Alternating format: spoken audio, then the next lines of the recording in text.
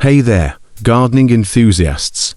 Today, we're diving into the exciting world of vertical gardening, perfect for those with limited outdoor space. First things first, let's choose the right materials for our vertical garden. You can opt for a trellis or a wall-mounted planter, depending on your needs and preferences.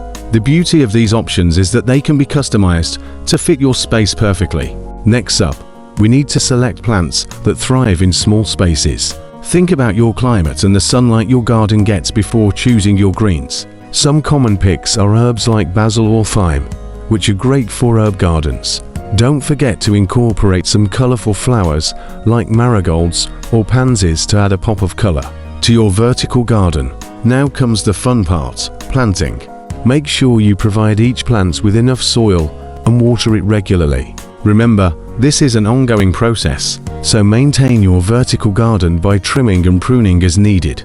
And voila! You now have a thriving vertical garden in small spaces that adds life and beauty to your outdoor area. Thanks for tuning in today. If you enjoyed this tutorial and want to see more gardening tips and tricks, don't forget to like, share, and subscribe to our channel.